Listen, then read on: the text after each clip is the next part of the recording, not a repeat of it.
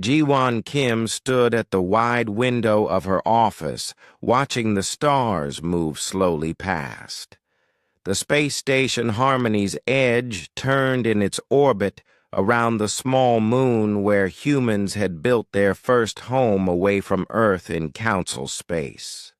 3 years had passed since humanity joined the Galactic Council, and Ji-won still felt amazed every time she looked out at the alien ships coming and going. The communication device on her desk made a soft sound. Ji-won turned around and pressed the button to answer it. The screen showed a face she had never seen before, a being made of what looked like living crystal. Its voice sounded like wind chimes in a gentle breeze. "Ambassador Kim," the crystal being said.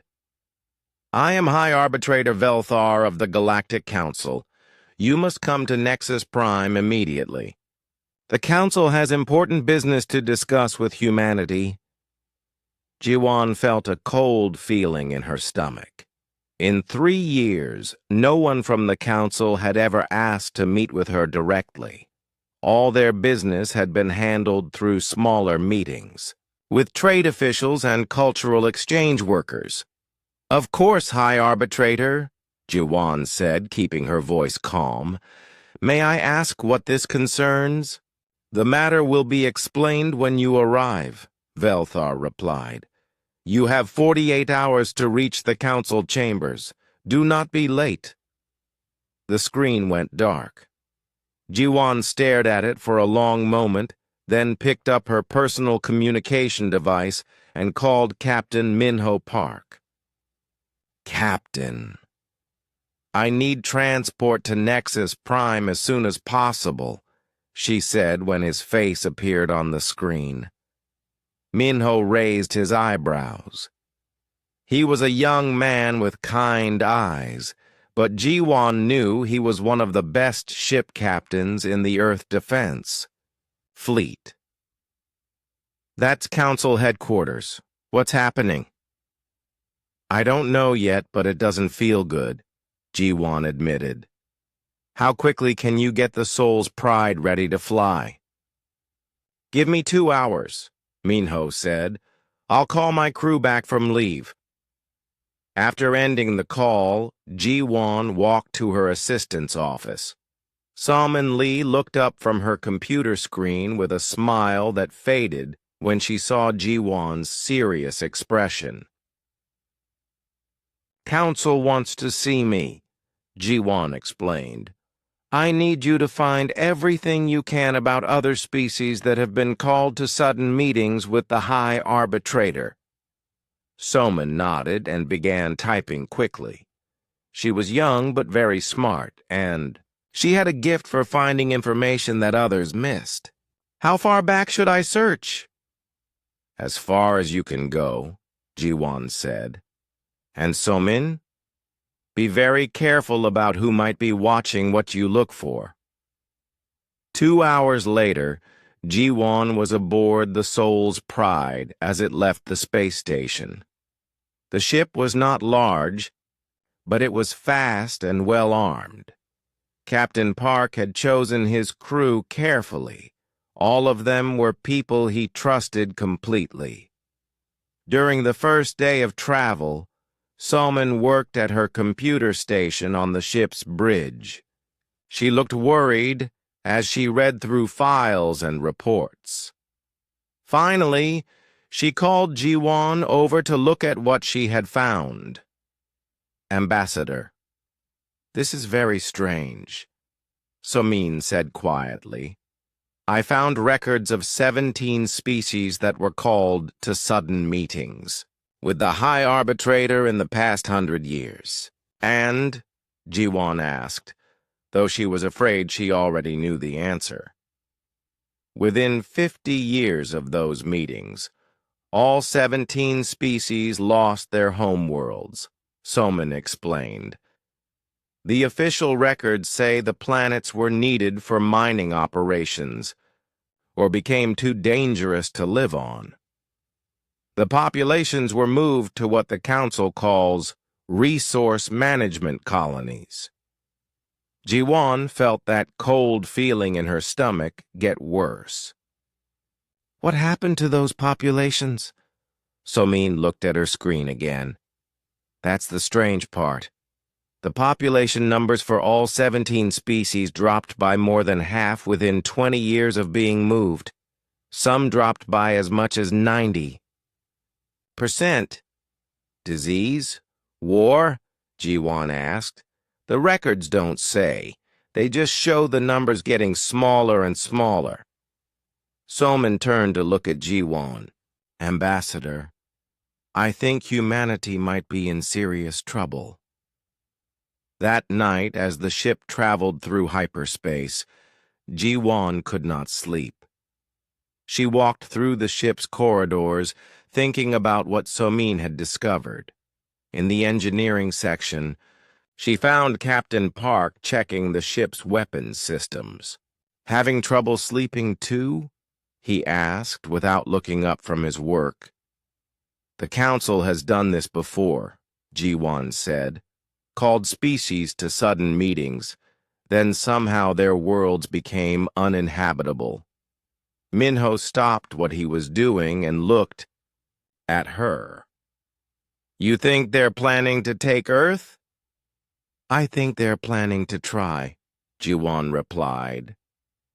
The question is whether humanity will let them. What do you mean? Ji-won was quiet for a moment. Captain, in your opinion, how do you think Earth would react if the Council demanded we give up our planet?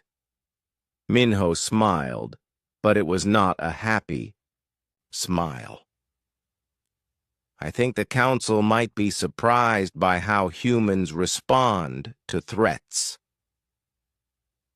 The next day, they arrived at Nexus Prime. The planet was huge, covered in cities that stretched from one side to the other. Ships from hundreds of different worlds filled the space around it. The Soul's Pride looked very small among the massive vessels of other species. As they approached the Council station, Ji-won received another message from High Arbitrator Velthar. Ambassador Kim, you will come to the Council chambers immediately, upon arrival. Come alone. Alone, Captain Park asked when he heard this. I don't like that. Neither do I, Ji-won said, but we don't have a choice. The Council station was the largest structure Ji-won had ever seen. It was bigger than some of Earth's cities, with thousands of levels and sections for different purposes. As their ship docked, Ji-won could see alien beings of every shape and size moving through the corridors. A group of tall, thin aliens with purple skin met Ji-won at the docking bay. They wore official Council uniforms and carried weapons that looked very advanced. One of them spoke in the common galactic language. Ambassador Kim, we will escort you to the Council chambers. Your ship and crew will remain here. As they walked through the station, Ji-won noticed that many of the aliens they passed stopped to stare at her. Some looked curious, others looked unfriendly. A few seemed to feel sorry for her, which worried Ji-won more than the unfriendly looks. The Council chambers were enormous.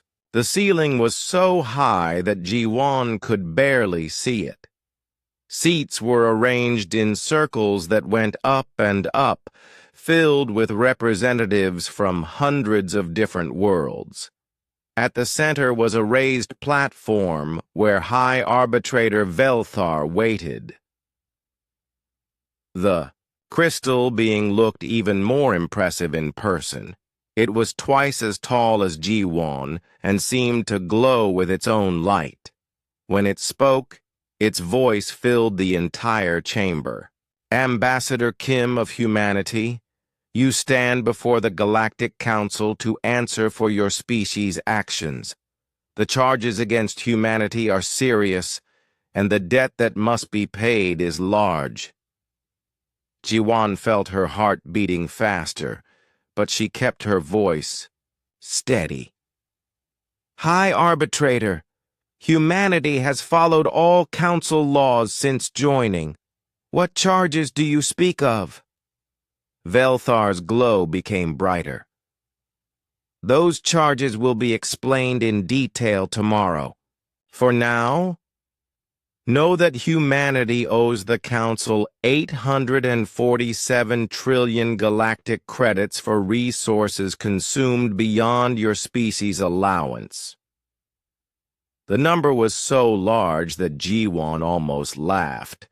Earth's entire economy could not produce that much money in 100 years. This was clearly impossible to pay. I will need to contact my government, Jiwan said. You may do so tonight, Velthar replied.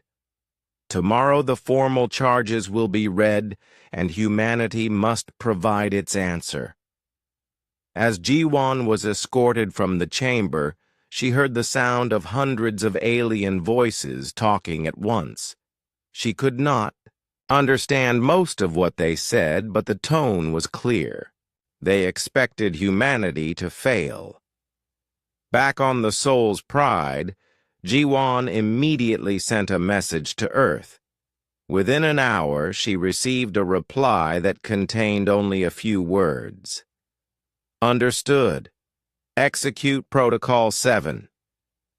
Jiwan stared at the message. She had never heard of Protocol 7, but something about those words made her feel less afraid and more angry. Whatever the Council was planning, humanity was not going to make it easy for them. The next morning, Jiwan returned to the Council chambers with a heavy feeling in her chest. She had not slept well, and the message from Earth kept repeating in her mind. Protocol 7. What did it mean? The chamber was even more crowded than the day before. It seemed like every species in the galaxy had sent representatives to watch what would happen to humanity. Jiwan walked to the small platform where humans were supposed to stand during council meetings. She felt very alone, surrounded by so many alien faces. High Arbitrator Velthar stood at the center of the chamber, glowing brighter than before.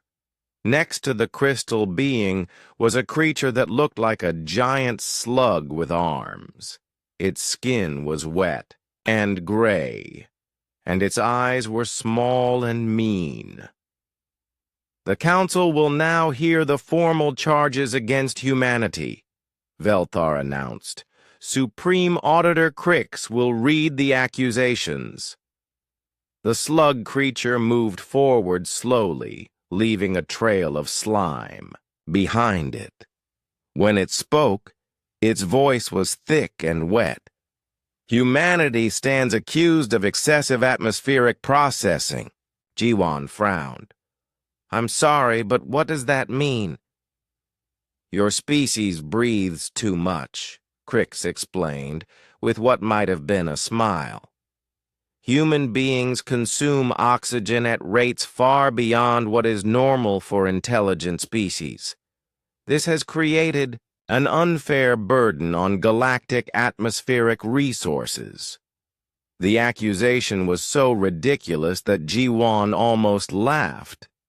We breathe the same amount as any species our size. This is basic biology. According to Council measurements, Crix continued, humanity has consumed over 4 billion cubic kilometers of oxygen since joining the Council. This oxygen could have been used by other species. We breathe our own planet's air, Jiwan protested. We don't take oxygen from other worlds. All atmospheric resources in Council space belong to the Council, a new voice said. Jiwan turned to see a creature that looked like a giant insect with 6 arms. Its body was covered in hard green plates, and its eyes were like black glass. "I am Trade Regent Vexmar.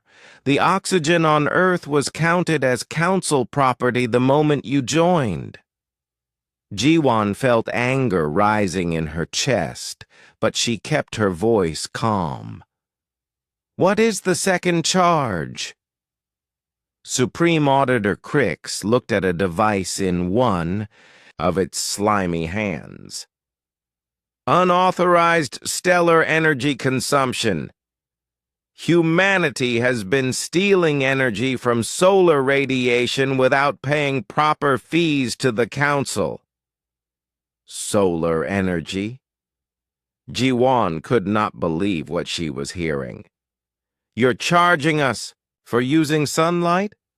"The star you call Sol is located in Council space," Trade Regent Vexmar explained. "All energy produced by Council stars must be properly registered and paid for. Humanity has been using solar energy for thousands of years without permission." Vexmar activated a holographic display that showed complicated charts and numbers. "According to our calculations, humanity owes the Council for every solar panel, every plant that uses photosynthesis, and every human who has ever felt warm in sunlight." The alien representatives around the chamber made various sounds that Jiwan guessed were laughter or approval. She looked around at hundreds of faces and realized that not one of them seemed to think these charges were unfair. "The third charge," Crix continued, "is illegal biological reproduction." "What?" Jiwan's voice was louder than she intended. "Humanity has been creating new humans without filing proper paperwork with the Council's Population Control Department," Crix explained. "Every human child born in the past 3 years should have required a Council permit." Trade Regent Vexmar added, "New population creates additional burden on galactic resources. Each human child will need food, water, air, and space for their entire lives. The Council must approve all new intelligent life to ensure proper resource management." Jiwan thought about her own daughter back on Earth, only 2 years old. The idea that this child needed permission from alien bureaucrats to exist made her hands shake with anger. "The fourth and final charge," Supreme Auditor Crix announced, "is resource hoarding." Resource hoarding? Humanity keeps its food and water for its own use instead of sharing with other Council species, Vexmar explained. "This selfish behavior goes against the Council's principles of resource sharing." Jiwan stared at the insect creature. "You want us to give our food and water to other species? All Council species contribute a portion of their resources to the common good," Crix said. "Humanity has contributed nothing. You eat your own food, drink your own water, and breathe your own air. This cannot continue." The holographic display changed to show more charts and numbers.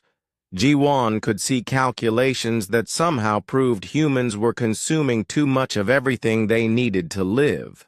"The total debt for these crimes," Supreme Auditor Crix announced, "is 847 trillion galactic credits, plus interest at the standard rate of 12% per galactic year."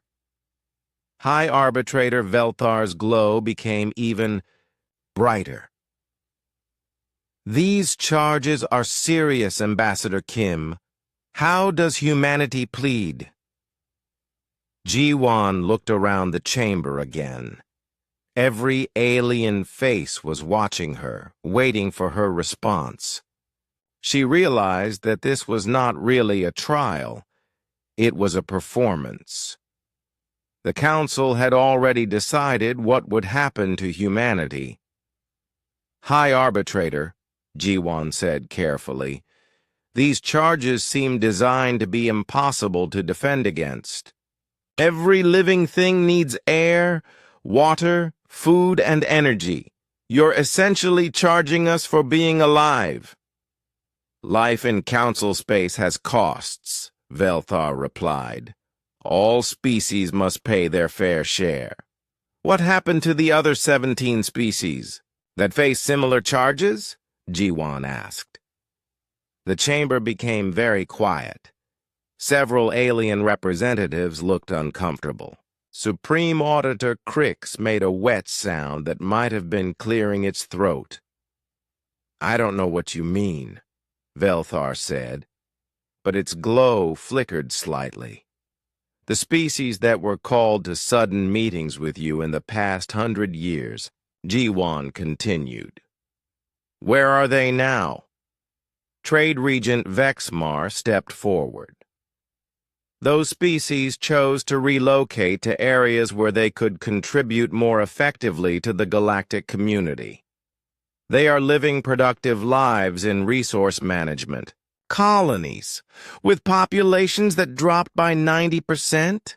The chamber erupted in noise as hundreds of aliens began talking at once. High Arbitrator Velthar raised one crystalline arm and the noise stopped immediately. "Ambassador Kim, you are here to answer charges against humanity, not to question the Council's treatment of other species," Velthar said coldly. Jiwan nodded slowly. "I understand. May I have time to consult with my government before providing humanity's official response?" "You have until tomorrow at this same time," Velthar replied.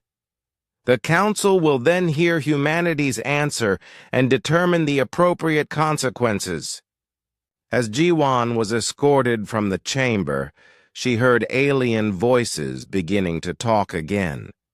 She caught bits of conversation in the common galactic language, words like stubborn and typical, and they always ask questions at first. Back on the wall, Soul's Pride, Captain Minho Park was waiting for her with a worried expression. "How bad is it?" "Worse than we thought," Jiwan replied. "They're charging us for breathing, for existing, for having children. The total amount is impossible to pay." "What's the real purpose?" Park asked. "I think they want Earth," Jiwan said. "This is just the legal process they use to take worlds from species that can't fight back." "And what makes them think humanity can't fight back?" Jiwan looked out the window at the massive Council fleet surrounding them. Thousands of ships from hundreds of different worlds, all armed with weapons that could destroy planets. "Maybe they're right." Dr. Hyerin Nam, the ship's science officer, approached them with a concerned look on her face. "Ambassador, I've been scanning the other ships in the area. I'm detecting some unusual energy signatures." "What kind of signatures?" Jiwan asked. "The ships are running continuous deep scans of our vessel," Dr. Nam explained. "They're studying our technology, our weapons, our defenses. It's like they're preparing for something." Captain Park frowned. "Or they're making sure we can't escape." That evening, Jiwan sat in her quarters trying to compose a message to Earth. How could she explain that humanity was being charged for the crime of existing? How could she tell her government that the galaxy's greatest civilizations had decided Earth was theirs to take? Instead, she sent a simple message. "Formal charges presented. Situation confirmed. Await further instructions." The reply came back within an hour. "Understood. Protocol 7 remains active. Make no commitments. Help is closer than you think. Ji-won read the message 3 times. Help is closer than you think. What did that mean? As far as she knew, the nearest human ships were weeks away, and Earth's entire fleet was tiny compared to what surrounded Nexus Prime. But something in those words made her feel less afraid. Humanity had survived ice ages, plagues, wars, and disasters that destroyed other species. Maybe the Galactic Council was about to learn why humans had earned their reputation as the most dangerous species in their part of the galaxy. She spent the rest of the night preparing for tomorrow's session, knowing that her next words might determine the fate of her entire species. When Ji-won entered the council chambers the next day, she immediately noticed that even more aliens had arrived. The vast space was completely full, with representatives standing in the aisles when all the seats were taken. The air felt thick, with excitement and anticipation. At the center of the chamber, a new figure had joined High Arbitrator Velthar and the others. This creature was ancient-looking, with scales that seemed to change color in the light. It was larger than the other council leaders, and when it moved, all the other aliens became quiet and respectful. "Ambassador Kim," High Arbitrator Velthar announced, "allow me to introduce Chancellor Korth, founder and eldest member of the Galactic Council." The ancient reptilian creature looked at Ji-won with eyes that seemed to hold the wisdom and cruelty of thousands of years. When it spoke, its voice echoed through the chamber like distant thunder. "Young human," Chancellor Korth said, "you seem confused about your species' situation. Perhaps it would help if I explained how the galaxy really works." Ji-won stood straight and met the creature's gaze. "I would appreciate that, Chancellor. The Galactic Council has existed for over 5,000 years, Korth began. "We have brought peace and order to this part of the galaxy by ensuring that resources are distributed fairly among all species." The Chancellor activated a holographic display that showed a map of the galaxy. Different colored lights marked thousands of star systems. "When a new species reaches the stars and shows intelligence, we welcome them into our community," Korth continued. "We offer them knowledge, technology, and the chance to be part of something greater than their single world." The display zoomed in to show various alien worlds, all of them looking prosperous and peaceful.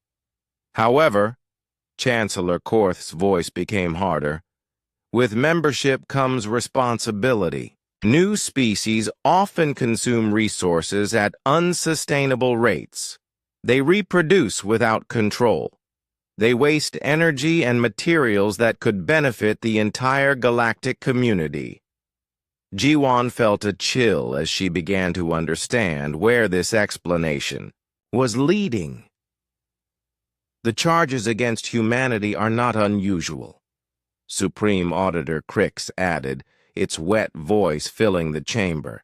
"Every species faces resource evaluation after their first few years of membership. Most species recognize their responsibilities and gladly contribute to the greater good." "And what happens to species that can't pay the evaluation fees?"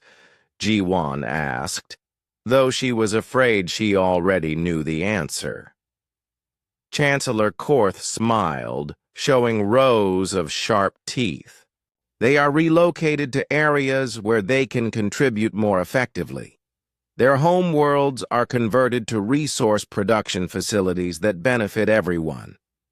The holographic display changed to show mining operations on dozens of worlds. Massive machines tore apart mountains and drained oceans while alien workers moved like tiny insects around the equipment. These operations provide materials for starships, technology, and infrastructure throughout the galaxy, Trade Regent Vexmar explained proudly. The species that once lived on these worlds now work in specialized colonies where their labor is most valuable. Specialized colonies? Jiwon repeated. Work camps. Dr. Hierin Nam's voice came through Jiwon's earpiece. She was listening from the soul's pride through a hidden communication device. They're describing work camps. Chancellor Korth continued his explanation.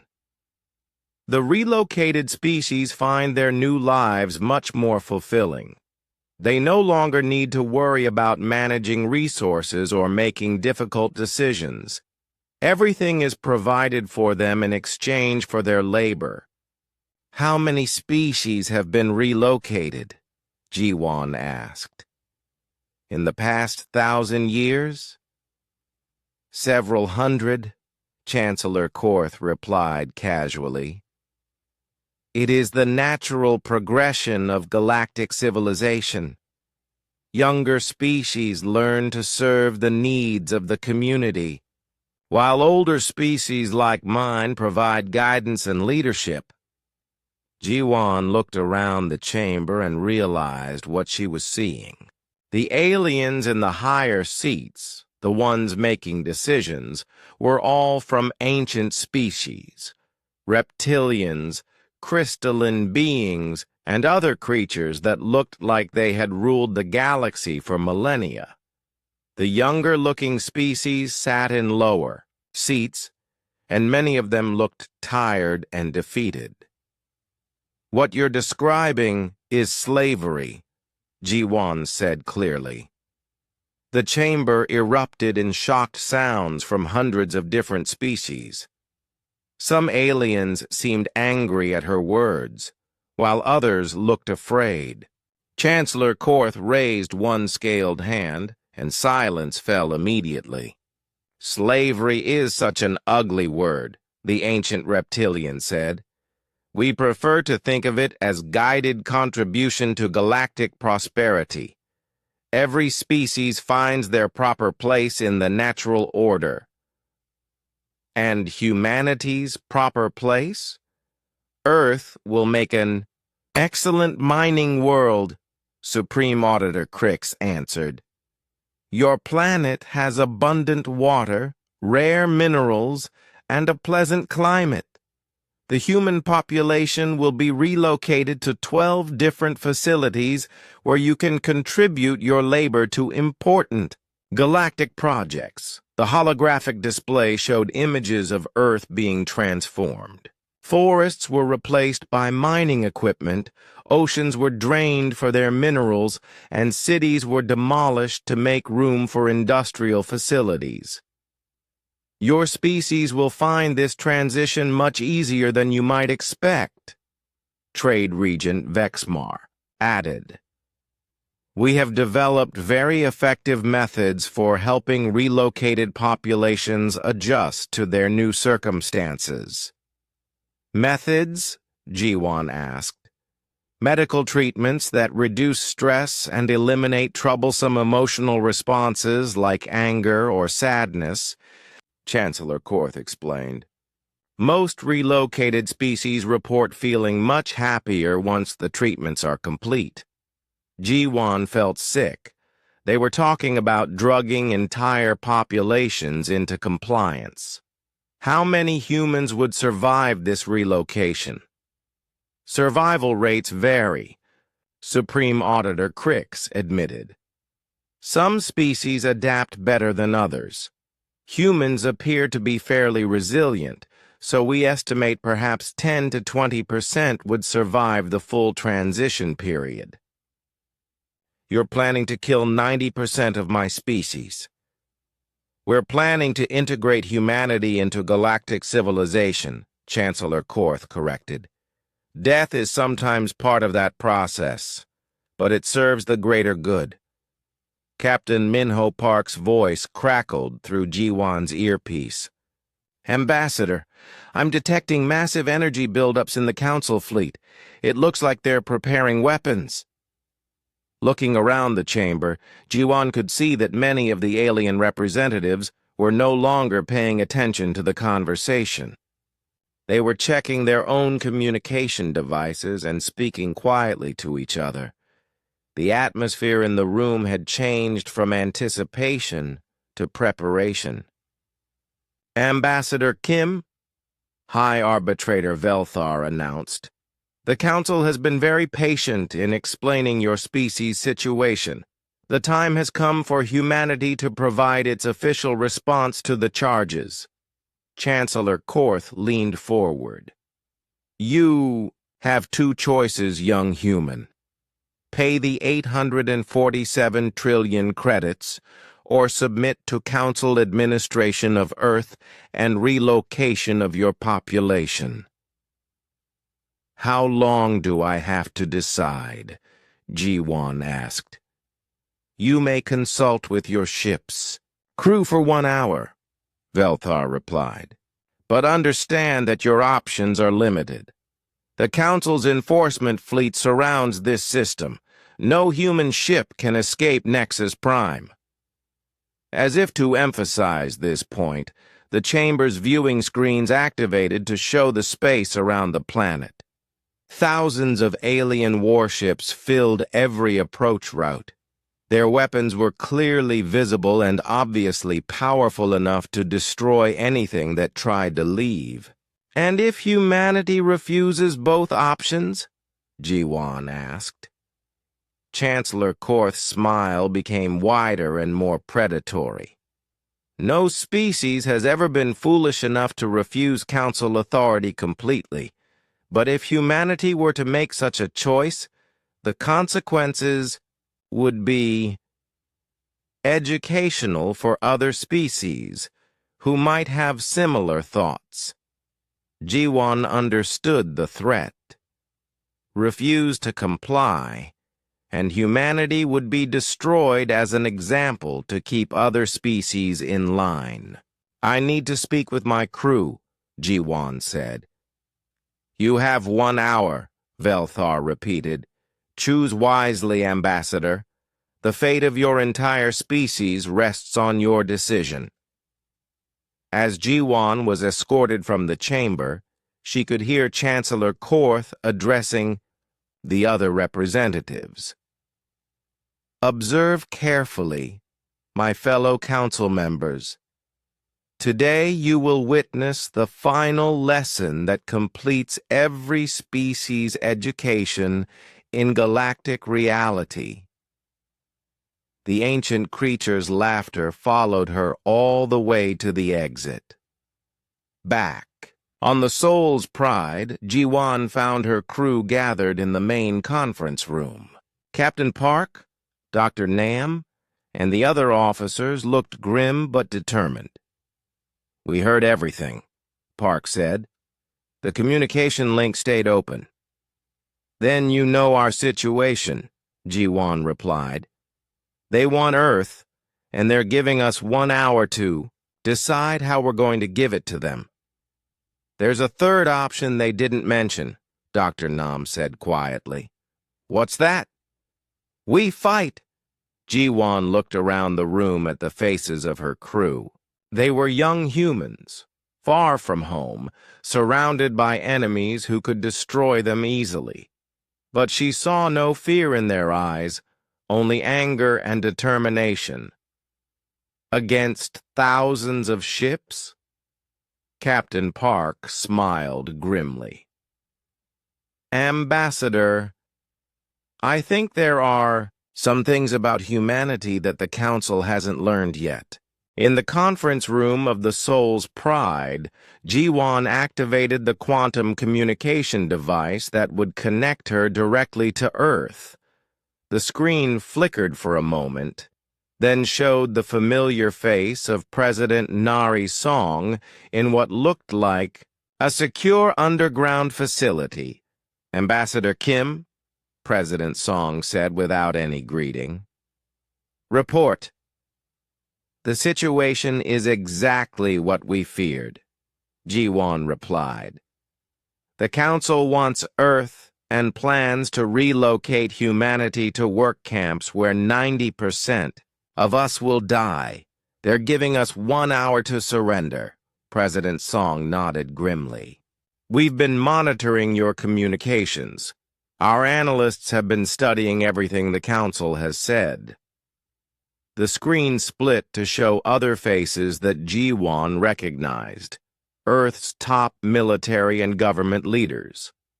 Secretary of Defense Tae-won Lim was there, along with Fleet Admiral Sarah Huang and Director of Intelligence Yona Jang. "Madam President," Ji-won said, "the Council has thousands of ships surrounding Nexus Prime. Even if we refuse their demands, I don't see how we can fight them." President Song smiled, and for the first time in days, Ji-won felt a spark of hope. "Ambassador, there are some things about Earth's preparations that we haven't told you," President Song began. 3 years ago, when humanity first joined the Council, our xenopsychologists predicted this exact scenario. Director of Intelligence Yeona Jang leaned forward. "Every species that joins the Council follows the same pattern. First, they're welcomed and given access to basic galactic technology. Then, after a few years, they're hit with impossible financial demands. Finally, their worlds are strip-mined and their populations enslaved." "We knew this was coming," Secretary of Defense Tae-won Lim added. "So we've been preparing." Chief Science Advisor Dong-min Yu appeared on the screen. "While the Council thought we were a typical developing species, our scientists have been reverse engineering every piece of alien technology we could get our hands on. We've also been developing countermeasures for Council weapons and defenses." Ji-won felt her heart beating faster. "What kind of countermeasures?" Fleet Admiral Sarah Huang answered. "The kind that the Council has never seen before. Ambassador, humanity didn't join the Council to make friends. We joined to learn about our enemies." "Enemies?" "Any species that demands tribute from others is an enemy," President Song said firmly. "Any government that enslaves entire populations is an enemy. The Galactic Council isn't a peaceful organization. It's a protection racket that spans the galaxy." Strategic Advisor Ji-ho Han joined the conversation. "Ambassador, your job was always temporary. You were our diplomatic shield while Earth prepared for war." Ji-won stared at the screen. "War? Against the entire galaxy?" "Not the entire galaxy," Director Jang corrected. "Against the Council's leadership and their enforcement fleets. Most of the species in Council space are victims, just like humanity is supposed to become." "The Council has made one critical mistake," Admiral Huang continued. "They think all species are like the ones they've defeated before. They think we'll panic when threatened, or try to negotiate or surrender to save some of our population. What they don't understand," President Song said, "is that humans have a very different response to existential threats." The screen changed to show images from Earth, massive shipyards hidden in asteroid belts, weapons factories built inside moons, and training facilities where millions of humans were preparing for combat. For 3 years, every human colony, Every mining station, every research facility has been secretly building for this moment, Secretary Lim explained. We've been preparing the largest military fleet in human history. How large? Jiwan asked. Large enough, Admiral Huang replied with a grim smile. Chief Science Officer Dongmin Yu activated another display. We've also been studying counsel, psychology and tactics. They rely on overwhelming force to make species surrender without fighting. They've never faced an enemy that was prepared for them. More importantly, Director Zhang added, they've never faced an enemy that was willing to accept casualties to win. The Council species have been at peace for so long that they've forgotten what real war looks like. President Song leaned forward. Ambassador, in 1 hour you're going to deliver humanity's response to the Council's demands. Are you prepared to do that? Jiwan looked around the conference room at her crew.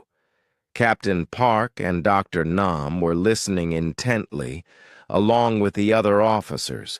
They all looked determined, but scared. What am I supposed to tell them? Jiwan asked. The truth, President Song replied. Tell them that humanity rejects their authority, their demands, and their entire system of exploitation. They'll attack us. Yes, they will, Admiral Huang agreed. And when they do, they'll discover that Earth has not been idle during our 3 years of Council membership. Strategic Advisor Han pulled up tactical displays showing the space around Nexus Prime. Ambassador, the Council fleet thinks they have you surrounded and helpless. What they don't know is that our ships have been moving into position for weeks. Our ships? The Earth Defense Fleet is already here, Admiral Huang explained. They just haven't announced their presence yet. Jiwan felt dizzy. How is that possible? Your ships would have been detected. Not if they were using stealth technology that the Council has never seen before, Dr. Yu said proudly. Human engineers have developed some very interesting innovations based on Council technology. President Song stood up in the underground facility. Ambassador, humanity has spent 3 years pretending to be a weak young species that would be easy to exploit. That was always part of the plan. The Council is about to learn, Director Zhang added, that humans are very, very good at pretending to be harmless while preparing for war. The communication screen showed one final image, the official seal of the Earth Defense Fleet with a motto written below it in multiple languages. Never again. Ambassador, President Song said seriously, in 30 minutes, you're going to walk back into that council chamber and deliver a message that will change galactic history. Are you ready? Jiwan looked at the faces of Earth's leaders, then at her own crew. Captain Park nodded encouragingly. Dr. Nam gave her a thumbs up. The other officers straightened in their chairs, ready for whatever was coming. What exactly am I supposed to say? Jiwan asked. President Song smiled. Keep it simple, Ambassador. When they ask for humanity's response to their demands, you give them one word. One word? No. That's it? That's it, Admiral Huang confirmed. One word that no species has ever said to the Galactic Council. One word that's going to end their 5,000-year reign of terror. Secretary Lim added, after you deliver that message, everything changes. The Council will order their fleet to attack, and humanity will show the galaxy what happens when you threaten the wrong species." The communication ended, leaving Ji-won alone with her crew in the conference room. For a long moment, nobody spoke. Finally, Captain Park broke the silence. "So we're really going to war with the entire Galactic Council?" "Looks that way," Ji-won replied. Dr. Nam laughed nervously. "I joined the diplomatic service to avoid combat situations." "Too late for that now," Ji-won said. "In 20 minutes, I'm going to start the biggest war in galactic history with one word." "Any regrets?" Captain Park asked. Ji-won thought about her daughter back on Earth, about the billions of humans who were counting on her to make the right choice. She thought about all the species that had been enslaved by the Council and all the worlds that had been destroyed by their greed. "No," she said firmly, "no regrets." As they prepared to return to the council chambers, Ji-won felt a strange calm settling over her. For 3 years, humanity had been playing a role, pretending to be weak and grateful for the council's acceptance. In a few minutes, that performance would end. The galaxy was about to meet the real humanity. Ji-won walked back into the council chambers with steady steps. Behind her, Captain Park and Dr. Nam followed at a respectful distance. The massive chamber was completely silent, as hundreds of alien representatives watched her approach the speaking platform. High Arbitrator Velthar glowed brightly at the center of the chamber, flanked by Supreme Auditor Crix and Trade Regent Vexmar. Chancellor Korth sat on his elevated throne, his ancient eyes fixed on Ji-won with predatory interest. "Ambassador Kim," Velthar announced, his crystalline voice echoing through the chamber. "The hour has ended. The Council awaits humanity's response to our lawful demands." Ji-won stepped onto the speaking platform.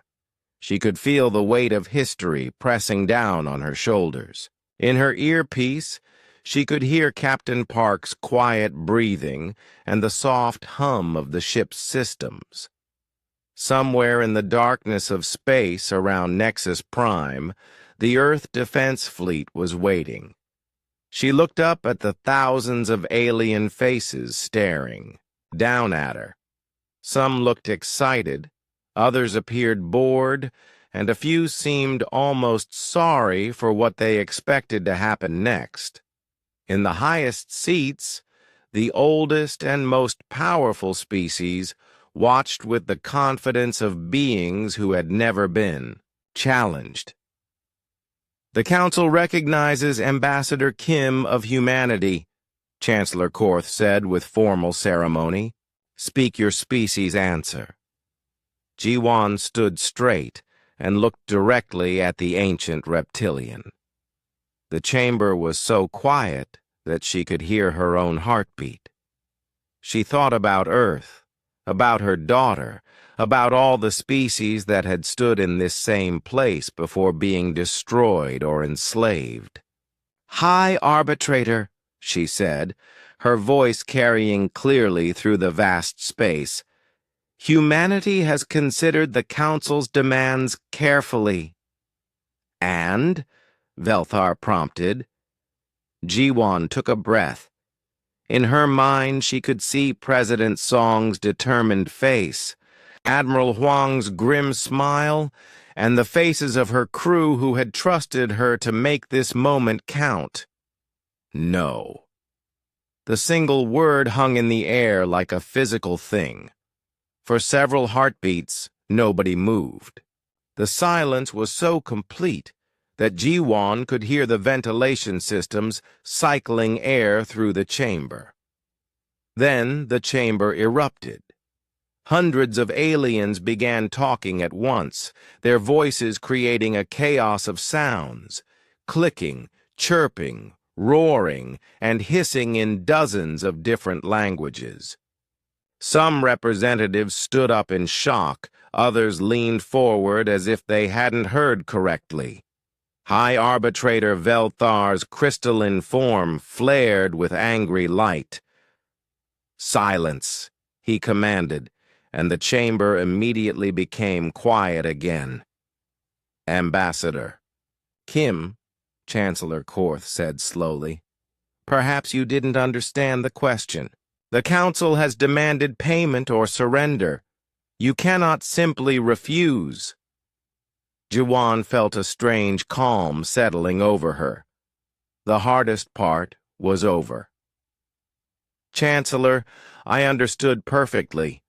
Humanity's answer to the Council's demands is no." Supreme Auditor Crix made wet, sputtering sounds. "No species has ever refused Council authority. This is impossible." "No species has ever been humanity," Jiwon replied calmly. Trade Regent Vexamar's 6 arms gestured angrily. "Foolish mammals! You doom your entire species with your arrogance, Dao." "We?" Jiwon asked. "Or do we free ourselves?" Chancellor Korth slammed one scaled fist on his throne. "You have no choice in this matter. The Council's enforcement fleet surrounds this system.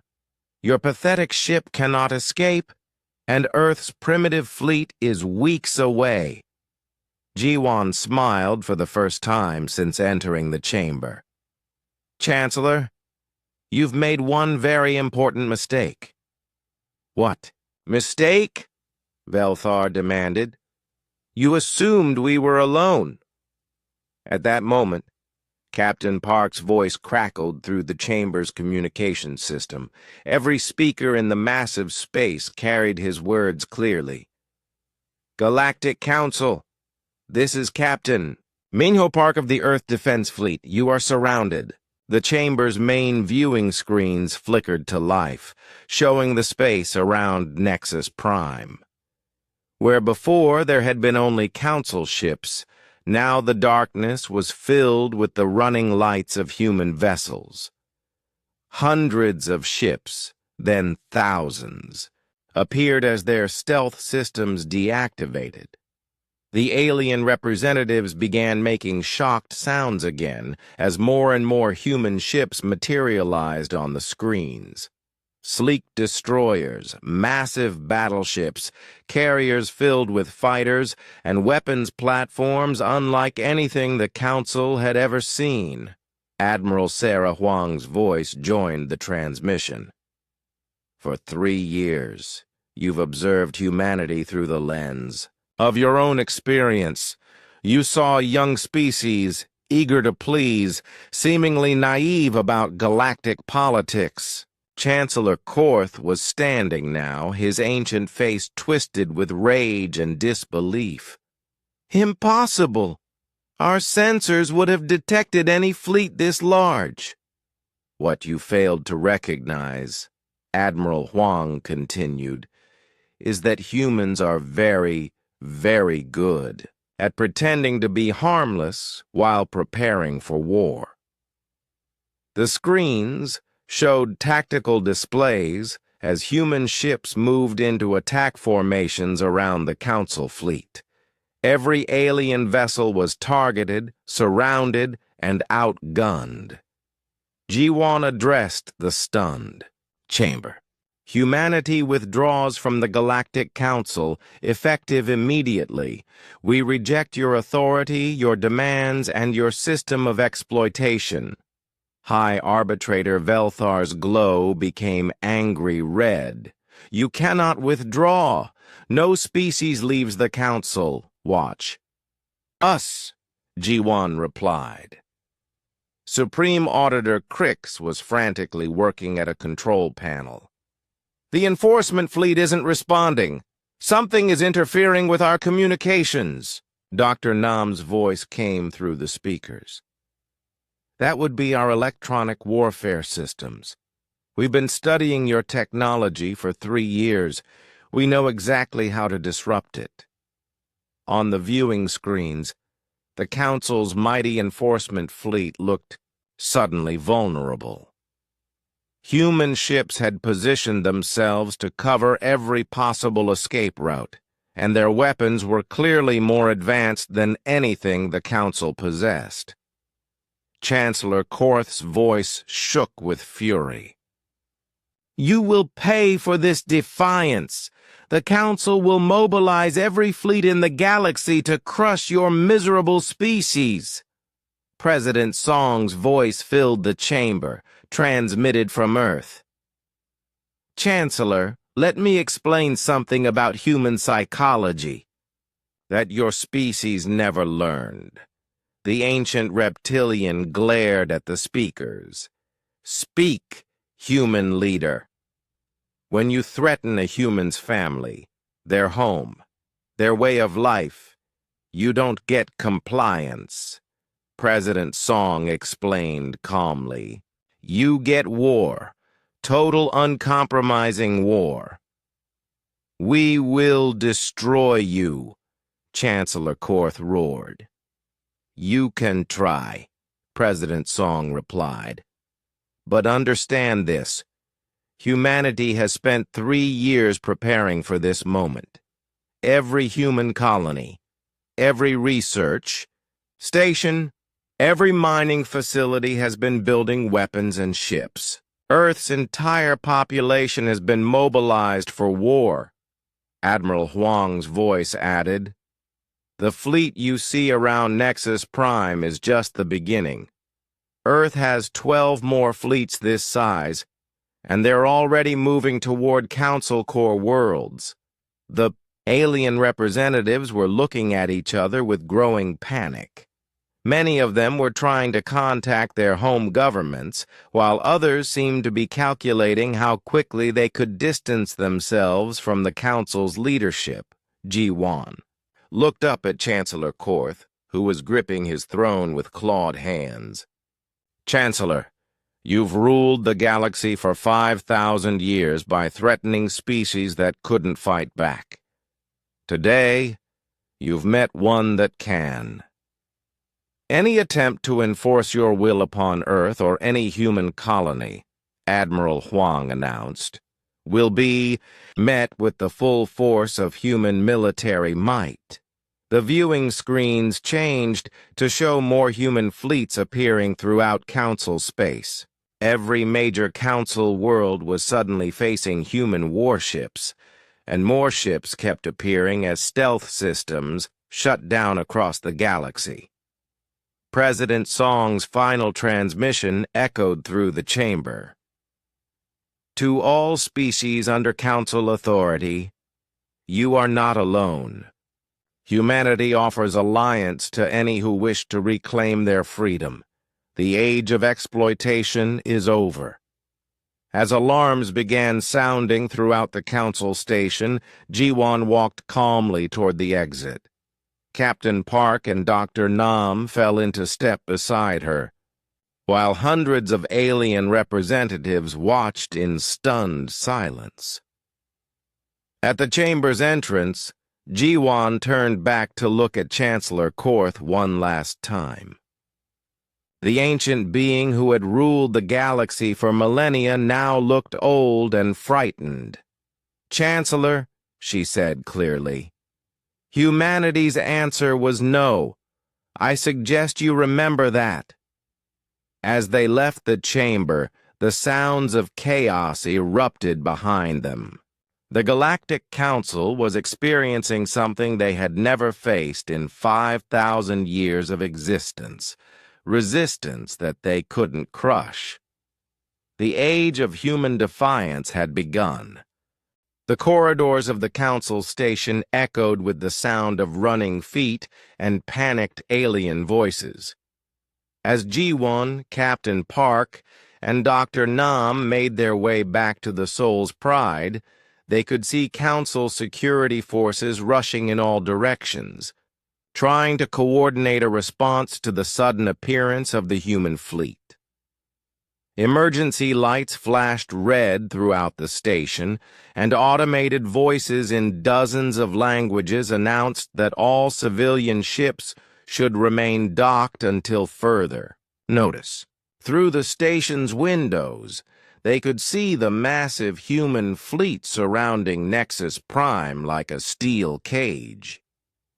"Ambassador," Captain Park said as they walked quickly toward their docking bay, "I'm receiving reports from the fleet. The Council's enforcement ships are trying to break through our lines, but our electronic warfare systems are keeping them confused and disorganized." "Any casualties?" Ji-won asked. "None so far. Admiral Huang's orders are to avoid firing unless the Council attacks first. We're just making sure they can't escape or call for reinforcements." Dr. Nam was monitoring her portable scanner. "The station's internal communications are completely jammed. The Council leadership can't coordinate with their fleet commanders." As they reached the docking bay, Ji-won could see that their ship was ready for immediate departure. The crew had loaded all their equipment and was waiting at the airlock. But Captain Park held up his hand to stop them from boarding. "Wait," he said, listening to his earpiece. "Admiral Huang wants to speak with you, Ambassador." Ji-won activated her communication device. Admiral Huang's face appeared on the screen, with the bridge of a massive human battleship visible behind her. "Ambassador Kim, excellent work in there," the Admiral said. "The Council's leadership is in complete panic. Half their fleet commanders are asking for surrender terms." "What about the other half?" "They're trying to fight their way out, Admiral," Huang replied. "Chancellor Korth has ordered all Council ships to attack human vessels and break through to open space." As if to emphasize her words, the station shook slightly as weapon fire began outside. Through the docking bay windows, they could see flashes of light as the Council fleet engaged human ships. "Are we winning?" Ji-won asked. Admiral Huang smiled grimly. "Ambassador, we've been preparing for this fight for 3 years. The Council has been at peace for centuries. Their ships are powerful, but their crews have no experience with real combat. Our forces are cutting through them like paper." The station shook again, more violently this time. Emergency announcements in alien languages echoed through the corridors, calling for all Council personnel to report to battle stations. "Admiral, what are your orders?" Ji-won asked. "Get back to your ship and prepare to leave," Admiral Huang replied. "We're going to escort you safely out of Council space, then begin the next phase of operations." "Next phase? Operation Liberation?" Admiral Huang explained. "We're not just fighting the Council. We're freeing every species they've enslaved." As they boarded the Soul's Pride, Captain Park received updates from the human fleet. "Ambassador, 12 Council worlds have already surrendered without fighting. Their populations are rising up against Council administrators." Dr. Nam checked her scanners.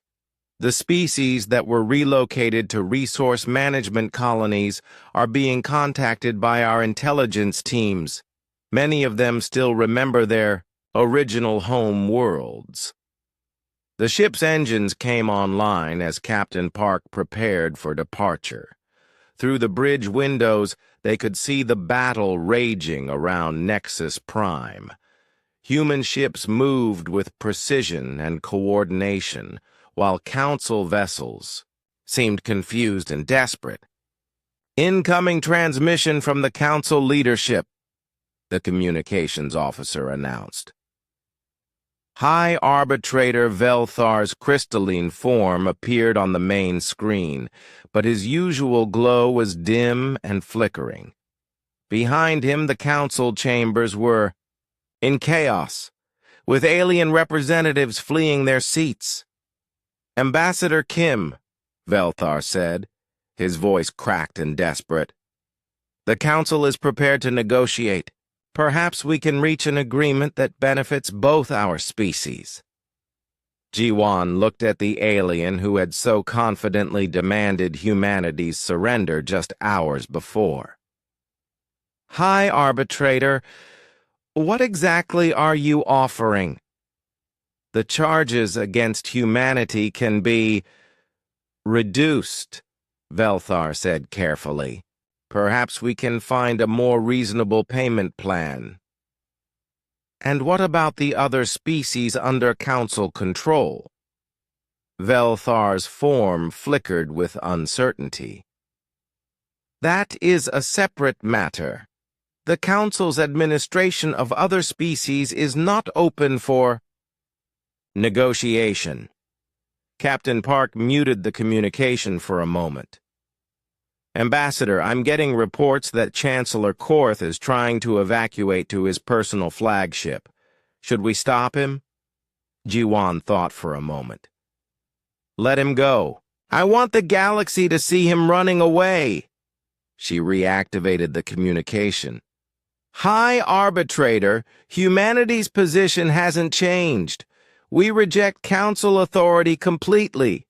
Any species that wants freedom can have it." "You don't understand the consequences of your actions," Velthar protested. "Without the Council's guidance, the galaxy will fall into chaos and war." "Maybe," Jiwan replied. "But that's better than slavery." The communication ended as Velthar's image disappeared. Through the ship's sensors, they could see that the Council's resistance was collapsing. More and more alien ships were surrendering or simply shutting down their engines to avoid being fired upon. "Captain," Admiral Huang's voice came through. The ship's speakers, "You're clear to depart. We'll escort you to the hyperspace jump point." As the Soul's Pride left the docking bay, Jiwan took one last look at the Council station. The massive structure that had been the center of galactic government for 5,000 years now looked like what it really was, a prison that was finally being opened. "Ambassador," Dr. Nam said from her station, "I'm detecting massive energy signatures from human ships throughout the galaxy. It looks like our fleets are engaging Council forces on dozens of worlds simultaneously." "Any word from Earth?" Jiwan asked. Captain Park checked his communications. "President Song sends her congratulations. Earth's orbital defenses have been activated, and the home fleet is ready for any Council ships that try to attack our world." As they approached the jump point that would take them out of Council space, Jiwan reflected on what had just happened. In the span of a few hours, humanity had gone from being threatened with extinction to liberating half the galaxy. "Communication from Admiral Huang," the communications officer announced. The Admiral appeared on screen again, this time with a satisfied expression. "Ambassador, I thought you'd like to know. We just received surrender messages from the Council's core worlds. Chancellor Korth's government has collapsed." "What about the Chancellor himself?" Jiwan asked. "He escaped with a small fleet of loyalist ships," Admiral Huang replied. "But he's no longer in control of anything except those few vessels. The Council as a governing body has ceased to exist." Dr. Nam looked up from her station with excitement. Ambassador, I'm receiving messages from species throughout the galaxy. They're declaring independence from Council rule and asking to join a human-led alliance. How many species? Jiwan asked. Over 200 so far, and more messages are coming in every minute. Captain Park shook his head in amazement. 3 years ago, humanity was alone in the galaxy. Now we're leading a galactic revolution. Admiral Huang's voice came through the speakers one more time. Ambassador Kim, President Song wants you to know that your mission is complete. Earth's diplomatic service has a new assignment for you. What's that? Jiwan asked. Helping to establish a new galactic government based on freedom and cooperation instead of exploitation and fear. As the Soul's Pride entered hyperspace, heading home to Earth, Jiwan thought about the ancient reptilian who had ruled the galaxy for millennia. Chancellor Korth had been so confident that humanity would surrender like every other species before them. He had been wrong about humanity's willingness to fight. He had been wrong about humanity's ability to prepare for war while pretending to be peaceful. Most importantly, he had been wrong about what would happen when humans said no to tyranny. The galaxy was about to learn that when humans were threatened, they didn't just defend themselves, they changed everything. Back on Earth, President Song stood in the Situation Room watching reports from across the galaxy. Human fleets were liberating enslaved populations. Council administrators were fleeing their posts, and species that had been oppressed for centuries were declaring their independence. Madam President, Secretary of Defense Lim reported. Initial casualty reports are coming in. We lost 43 ships and approximately 8,000 personnel. And Council losses. Over half their fleet destroyed or captured, and most of their administrative structure has collapsed. It's the most decisive military victory in human history. President Song nodded solemnly. Every human life lost was a tragedy, but they had saved billions of beings from slavery and death. What's our next priority? She asked. Establishing contact with the liberated species and helping them form stable governments, Admiral Huang replied through the communication system. Many of them have been under Council control for so long that they've forgotten how to govern themselves. And Chancellor Korth? Still at large with a small fleet, but he's no longer a significant threat. Our intelligence services are tracking him.